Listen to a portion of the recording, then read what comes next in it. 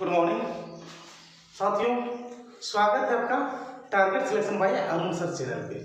क्योंकि आज मैंने कृषि से संबंधित सभी क्वेश्चन एमसीक्यू के रूप में आपके पास ला रहे हैं और एक एक क्वेश्चन का डिटेल्स बताने वाले साथी। सभी एमसीक्यू जो होंगे वो बहुत ही इंपॉर्टेंट होंगे। उसी ऑप्शन से आपको हम सभी चीज़ बता देंगे साथियों।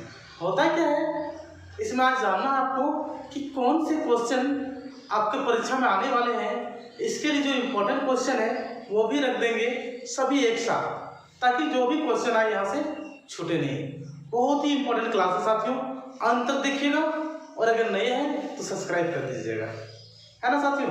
तो सभी ऑप्शन का पोस्टमार्टम करने वाले हैं। देख लीजिए होता क्या है, एमसीक्यू क्वेश्चन किस तरह से डील किया जाता है और आज के बाद आप एमसीक्यू में गलती नहीं करेंगे। तो शुरुआत करते हैं। पहला क्वेश्चन मैंने लिया साथियों आपके बीच, वह है भारत में हरित क्रांति के जनक कौन थे। देखिए, हरित क्रांति के जनक पूछे आपसे, है ना। अब हरित क्रांति के जब जनक पूछे तो इसमें आप देखिए ऑप्शन आपका दिया हुआ है Norman Borlaug, MS Swaminathan, Verghese Kurien, Charles Babbage. सभी ऑप्शन मैंने एक जैसा लिए हुए हैं ताकि आपको कंफ्यूज हो जाए, बट आपको करना नहीं है साथियों, कंफ्यूज होना नहीं है। यहाँ सब जानिएगा। देखिए, नॉर्मन बोरलॉग जो थे ये विश्व के हरित क्रांति के जनक थे। विश्व में हरित क्रांति के जनक थे। हरित क्रांति के जनक कहलाते हैं इसको, नॉर्मन बोरलॉग को। कब शुरुआत उसकी होती है? 1965 को ही, 1965 को ही इसकी शुरुआत होती है। विश्व हरित क्रांति जो अमेरिका यूएसए में हुआ था साथियों 1965 में, उसके जनक थे नॉर्मन बोरलॉग। आगे बात करते हैं एमएस स्वामीनाथन। एमएस स्वामीनाथन को भारत में हरित क्रांति के जनक कहे जाते हैं। हरित क्रांति के जनक कहे जाते हैं एमएस स्वामीनाथन को। इसकी शुरुआत की बात करना साथियों तो 1966-67 में इसकी शुरुआत होती है हरित क्रांति की, ना भारत में। इसमें किसका उत्पादन में वृद्धि हुआ था याद कीजिएगा, खाद्यान्न के उत्पादन में। खाद्यान्न के उत्पादन में काफी वृद्धि हुआ था। खासकर याद रखिएगा गेहूं और चावल का उत्पादन 3% हुआ था वृद्धि, जबकि गेहूं में ज्यादा हुआ था, 5% हुआ था। तो इस तरह अगर हरित क्रांति किससे संबंधित आपसे पूछे तो आप यूं ही बता दीजिएगा कि खाद्यान्न से संबंधित थे। खासकर ज्यादा वृद्धि किसकी हुई थी? गेहूं की। देखिए सभी ऑप्शन को मैं एक एक करके डील कर रहा हूं साथियों आपके बीच, ताकि यहां से क्वेश्चन अगर आपसे पूछे तो बस आप तुरंत उसे बना पाए। देखिए होता क्या है, अब गेहूं की वृद्धि ज्यादा हुई, चावल की कम हुई, तो जो मोटे अनाज हुए, मोटे अनाज में जानते हैं साथियों, मोटे अनाज इसके उत्पादन में कमी आई। ऑटोमेटिक है, जब गेहूं और चावल के उत्पादन में वृद्धि होगी तो इधर ध्यान नहीं दिया गया और मोटे अनाज के उत्पादन में कमी आई। आगे ऑप्शन देखिए वर्गीस कुरियन। देखिए इसको बोलते हैं हम लोग श्वेत क्रांति के जनक। श्वेत क्रांति के जनक कौन थे? वर्गीस कुरियन। इसकी शुरुआत की बात करें 1970 को इसकी शुरुआत होती है। और एक ऑप्शन मैंने ले लिया दोस्तों चार्ल्स बेबेज। देखिए जिसको हम लोग कंप्यूटर के जनक बोलते हैं। कंप्यूटर के जनक थे कौन? चार्ल्स बेबेज, है ना। देखिए मैंने चारों ऑप्शन आपके बीच रख दिया। एक क्वेश्चन से आपको 4 क्वेश्चन बनेंगे। ये है एमसीक्यू साथियों। आइए आगे देखते हैं। तो इसका करेक्ट आंसर क्या हो गया? क्या क्वेश्चन बना है? भारत में हरित क्रांति के जनक। तो भारत में कौन है? एमएस स्वामीनाथन, यानी बी इज करेक्ट। बी क्या होगा इसका सही उत्तर है। नॉर्मन बोरलॉग की बात करें तो विश्व के हरित क्रांति के जनक पूछे जाते हैं। अगर आपसे सिर्फ पूछे हरित क्रांति के जनक कौन है तो आप कंफ्यूज हो जाइएगा, आप फटाक से लगाइएगा एमएस स्वामीनाथन। नहीं साथियों, शुरुआत तो नॉर्मन बोरलॉग ने की है। वे थे विश्व में हरित क्रांति के जनक। जब यूएसए में 1965 में ये आई थी हरित क्रांति, उसके जनक थे नॉर्मन बोरलॉग। पहला क्वेश्चन आपने देख लिया। आइए सेकेंड क्वेश्चन पे। हरित क्रांति संबंधित है, देखिए मछली उत्पादन से, खाद्यान्न के उत्पादन से, दूध उत्पादन से या फिर आलू के उत्पादन से। चार उत्तर आपके बीच है, आप अनुमान लगाइए और हमें कमेंट कीजिए इसका आंसर क्या होगा साथियों। हरित क्रांति संबंधित है मछली उत्पादन से, ना होगा ना, क्योंकि मछली उत्पादन से जो संबंधित है वो क्रांति क्या कहलाता है, आपको ध्यान होगा। खाद्यान्न के उत्पादन से, अभी आपको बताइए खाद्यान्न के उत्पादन संबंधित क्या है, हरित क्रांति है ना, यानी बी करेक्ट होगा इसका। हरित क्रांति किससे संबंधित है, खाद्यान्न के उत्पादन से, खासकर गेहूं और चावल, ध्यान रखिएगा, है ना साथियों। आगे दूध उत्पादन को क्या बोलते हैं, श्वेत क्रांति बोलते हैं, क्या बोलते हैं, श्वेत क्रांति। और एक मैंने दे दिया आपके भी साथियों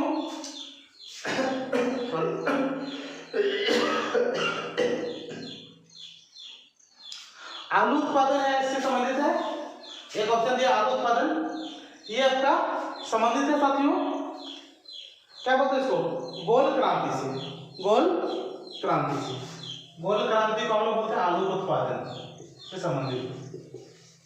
देखिए मैंने चारों ऑप्शन आपके बीच रख दिए और ये आपका 2 क्वेश्चन कंप्लीट हुआ और 2 क्वेश्चन से आपका 10 क्वेश्चन बन गया साथियों। आगे देखिए अगला क्वेश्चन,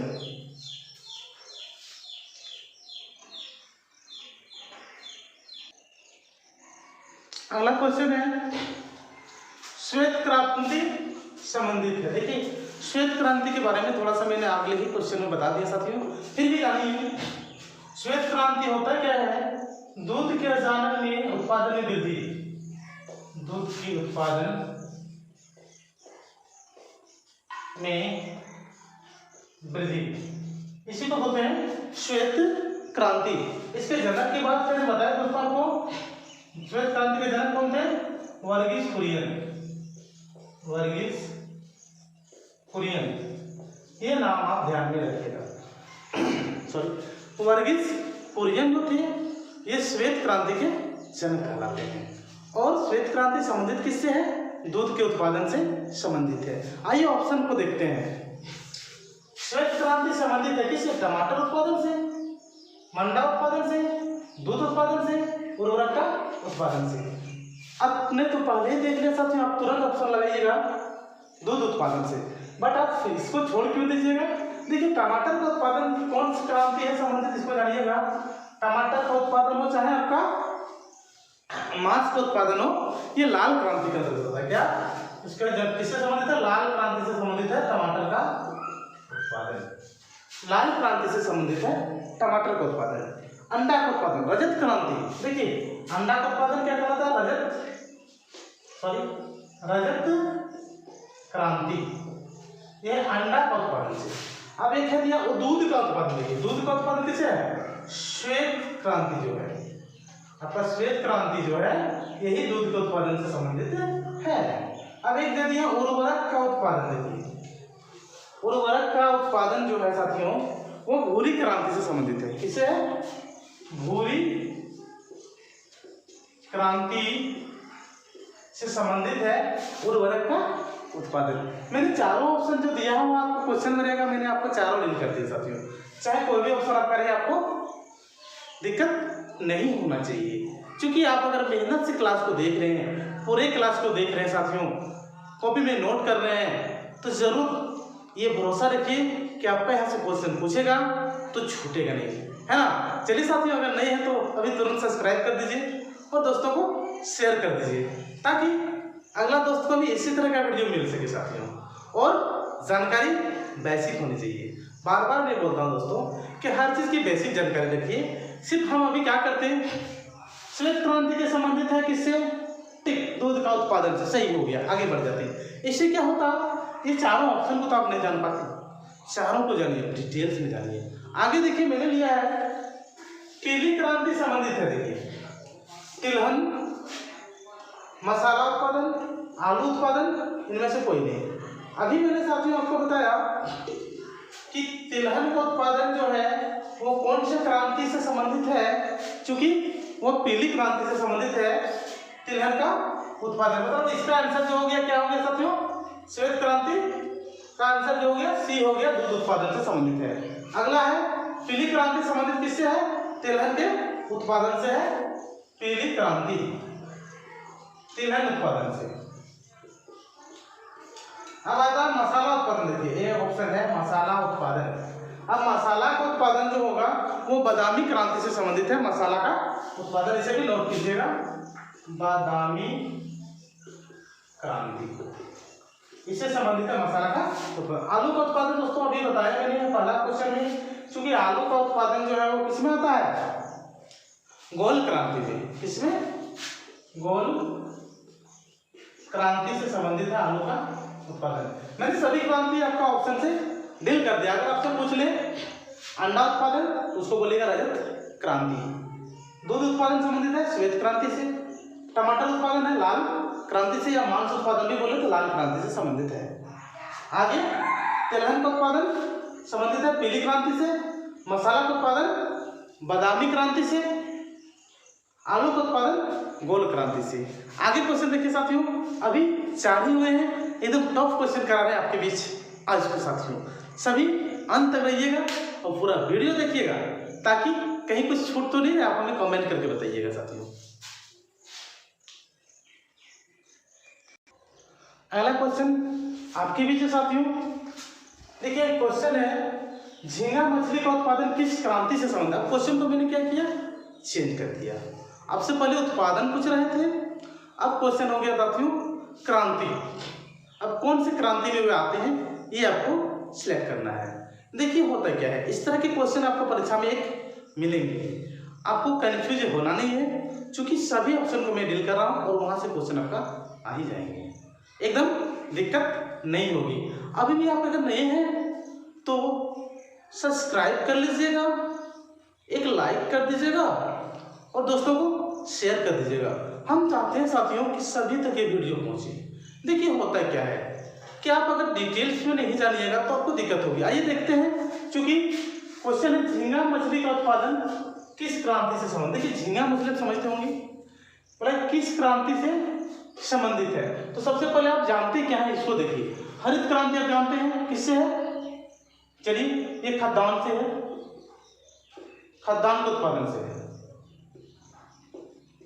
ये जान रहे हैं आप, मैंने फिर भी लिख दे रहा हूं। जब ये खाद्यान्न से उत्पादन है तो ये तो होगा नहीं, इसको क्रॉस कीजिए, ये नहीं होगा झींगा मछली को। और क्या जान रहे हैं साथी, मान लीजिए अभी आप देखिए बादामी क्रांति है ना। अगला ऑप्शन आपको याद आ रहा है बादामी क्रांति किससे था, मसाला के उत्पादन से था। मसाला के उत्पादन से संबंधित है कौन, बादामी क्रांति। एक आया देखिए नीली क्रांति, ये तो होगा नहीं झींगा मछली का। नीली क्रांति किससे संबंधित, देखिए नाम आपको नया लगता होगा। नीली आप सोचिएगा, नीला नीला नीला नीला ऐसे सोचते रहिएगा, सोचिएगा नीली क्रांति नीली क्रांति। अरे नीली क्रांति क्या है, चलिए मत्स्य उत्पादन से है। ओ मत्स्य उत्पादन से संबंधित है नीली क्रांति। अगर आप 3 जान गए तो चौथा बचा है तो क्या होगा, गुलाबी क्रांति झींगा मछली से संबंधित है। झींगा मछली के उत्पादन से संबंधित है आपका गुलाबी क्रांति, यानी ए इज करेक्ट, ए इसका सही उत्तर है। देखिए मैंने सभी ऑप्शन का आपके बारे में बता दिया, कोई भी ऑप्शन आपको छूटेगा नहीं। अगला देखिए क्वेश्चन बहुत ही इंपॉर्टेंट है, फल का उत्पादन किस क्रांति से संबंधित है। देखिए फल का उत्पादन, देखिए आप जान रहे हैं लाल क्रांति क्या है, नहीं जाना चलिए। टमाटर उत्पादन किससे है, टमाटर उत्पादन से है लाल क्रांति संबंधित। रजत क्रांति अंडा से है, अंडा से उत्पादन से है। श्वेत क्रांति तो आप जान गए साथियों, दूध के उत्पादन से संबंधित है श्वेत क्रांति। तो सुनहरी क्रांति क्या है, फल से संबंधित है, फल का उत्पादन, फल का उत्पादन जो है ये संबंधित है आपका किससे, सुनहरी क्रांति से। देखिए सभी क्रांति मैंने आपके बीच रख ही दिया साथियों, फिर भी वो 2 क्वेश्चन हम कर लेते हैं ताकि सभी क्रांति को बार बार देखिएगा, आपको याद आ जाएगा। एक ही ऑप्शन बार बार आपको हम रिपीटेड करा रहे हैं ताकि आपको ध्यान में वो बैठ जाए, है ना साथियों। आगे देखिए